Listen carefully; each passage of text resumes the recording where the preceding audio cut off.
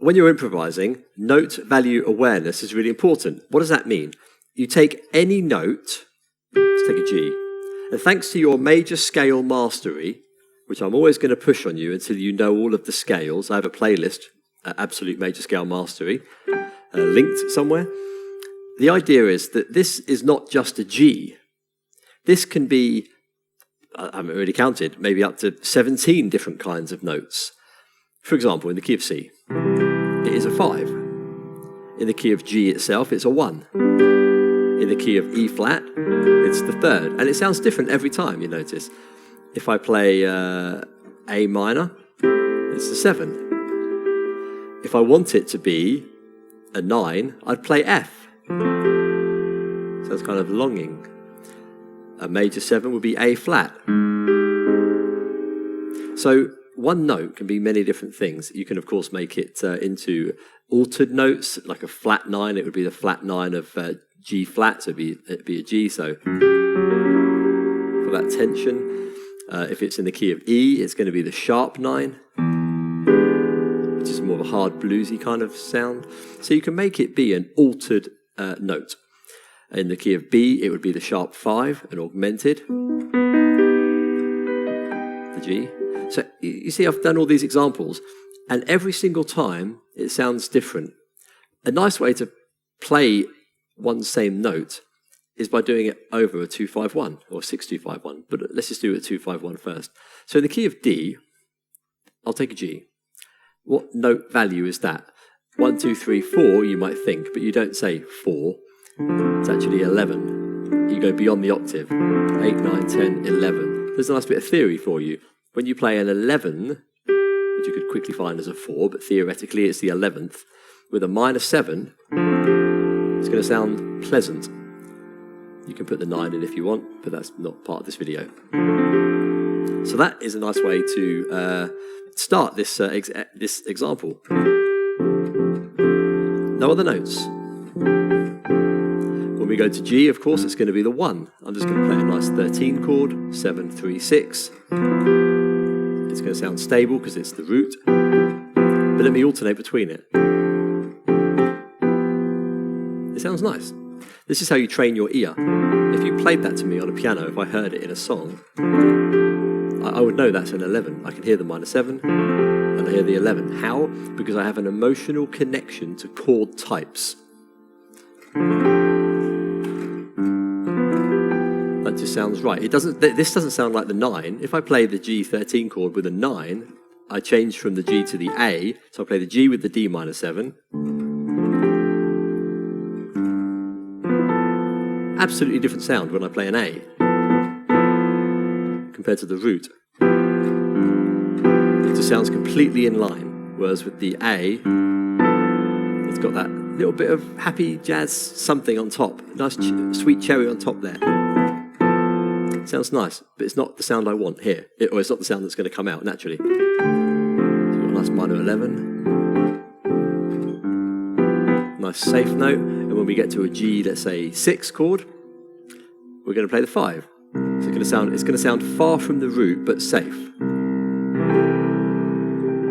Gentle, it's nice. It doesn't sound as boring and as simple and straight as the root, like it would do if I went.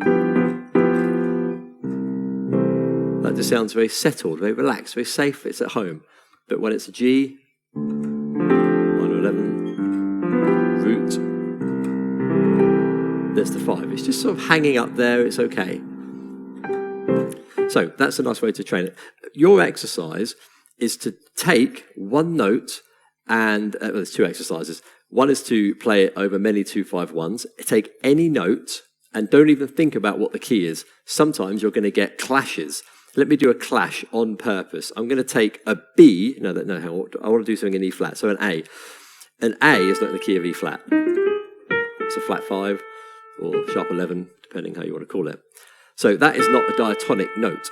So these are going to sound not very nice on purpose. So imagine you did this by chance. You just chose, I'm going to choose an A, and I'm going to do a 2-5-1 in the key of E flat without thinking about theory. You're then going to realize very quickly that it's going to sound not nice. But you can still label the note and learn that it's wrong. So you're still learning, by doing something incorrectly on purpose. So in the key of F, this is the major third. You don't put the major third when it's a minor chord. Maybe you didn't know that. So don't do it. Now you've learned. So it's not going to sound very nice. So you might want to do it on purpose if you're doing an improvisation. Everything sounds really nice. You know.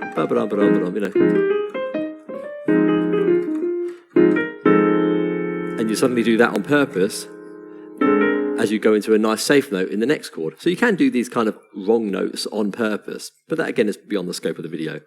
Where are we? On the A. Sounds wrong. So don't play a major third with a minor based chord type. It's going to sound terrible. Now that's the 2 chord of E flat, F minor 7. Let's go to B flat. I'll play a nice voicing, so you also learn some nice voicings. Playing the 7, the flat 7. The 9, the C, the D is the 3rd, the G is the 13, or the 6. Remember this voicing in the key of B flat, because it's a nice 5 chord onto E flat, and E flat is a common key for jazz, so you may as well learn that because you're going to see it and use it everywhere. So why is this A not going to work in the B flat chord? Because this is a major 7 in the key of B flat, so you need to know the major scales. That's why I keep saying it. A is a major 7. So you're not going to play a major 7 when the chord type is dominant 7. This is the basic version of the chord. B flat, D, F, A flat. It's a simple 7 chord. The voicing I gave you is just a fancy jazz voicing, but it's still a flat 7, a dominant 7 based chord type. It's just a fancy jazz way of playing a chord. And I like to show you jazz stuff. So we've got the flat 7, the 9 is the C, the D is the 3rd, and the G is the 13th or the 6th. But it's technically called 13. So I'm going to go from here. Sounds awful. And I'm going to go here. It's going to sound bad because of the flat 7 in the chord. It's implied there's a flat 7. It's a happy sound. Major 7 is not a happy chord sound. It's a sad, it's melancholic. It's a sad,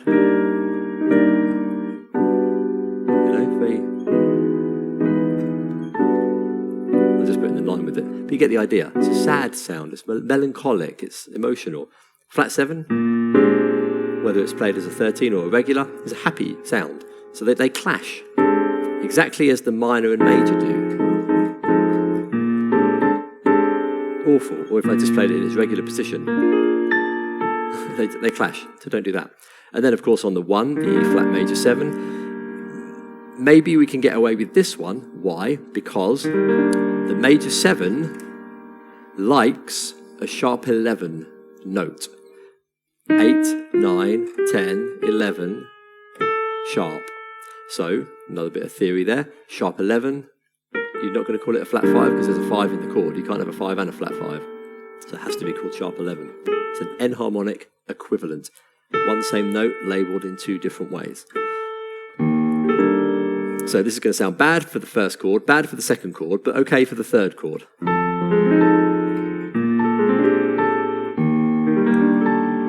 then suddenly it sounds okay. I'll give you another one example. Let's take the note of E. I haven't planned any of this. Take the note of E, and I'm thinking of a key without even thinking of anything at all. The key of A flat. I'm not thinking. I know that now that's not in the key of A flat, so it's going to. Maybe that's almost similar, isn't it? 1, 2, 3, 4, 5. Sharp. Is that what I did? 1, 2, 3, 4. Oh, I did that. Okay, so it's not the same note value as I used in the E flat one, because that was a sharp 4, sharp 11, or flat 5. But in this case, it's a sharp 5, sort of flat 6. So it's a different note value. So in the key of A flat, the 2 is B flat minor 7. So listen to this. 1, 2, 3, 4, sharp 11. Sharp 11s don't like minor-based chords. They like major third-based chords. So this is not going to sound very nice. And I know that in advance. That is not pretty. Don't play a sharp 11 with a minor 7 chord. Another bit of theory. So you learn these things as you do things wrong. The 5 chord is E flat 7. Of course, that's going to... This will not sound too badly, actually, because this is now going to be called a flat 9. 8, 9, flat. The flat 9 likes dominant 7 chord types. This is going to sound sweet and unstable. So the flat 9 is nice. So that one works here. So the first chord, it didn't work. What key are we in? A flat. So the sharp 11 in B flat doesn't work with minor 7. But it will work as a flat 9 in E flat. It wants to resolve. It wants to do that. Or we can resolve up to the 9, the regular 9. But we're not going to keep it on that flat 9 for the tension.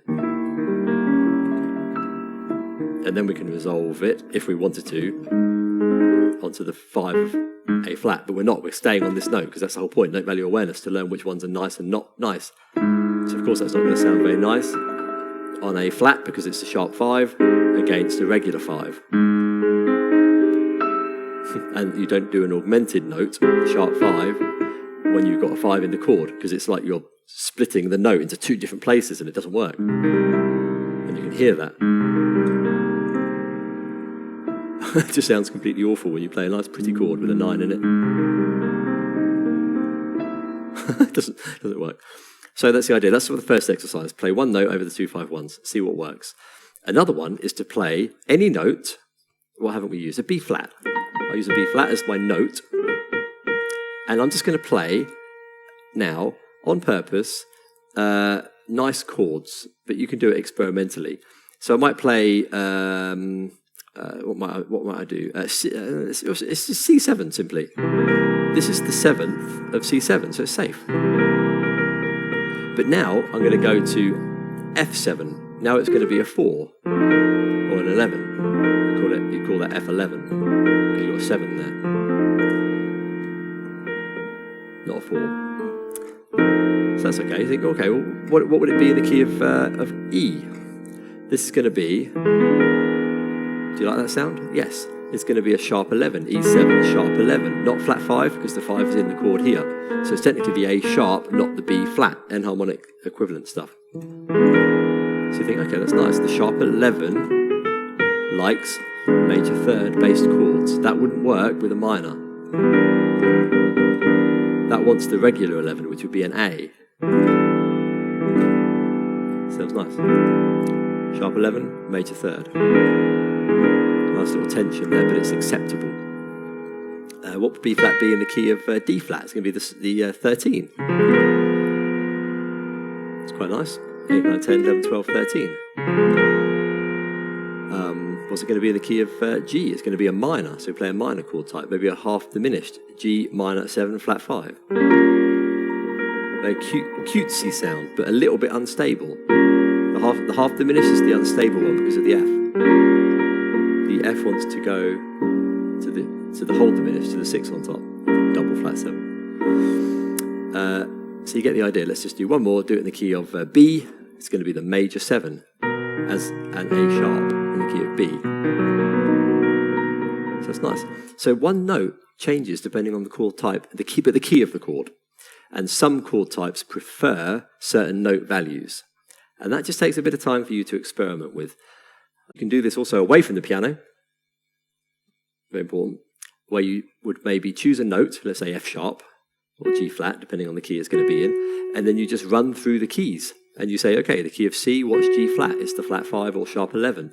What is it in the key of C sharp? It's the 4th. What's it in the key of D? It's the 3rd. But jump around a bit, otherwise it gets too obvious. The note value becomes too obvious. What's it in the key of A? The 6th. What's it in the key of G? It's the major 7. In the key of E, it's the 2nd or the 9. So you're just able to jump around like this. Hope that has been of use to you. The point is that you apply that theory when you're improvising, but a bit more on the spot, and that helps you to choose nice notes when you're improvising because you know how it's going to sound against the key of the chord you're playing. That's the end goal, let's say. Anyway, hope it's been of use. See you in the next video. All the best, and bye for now.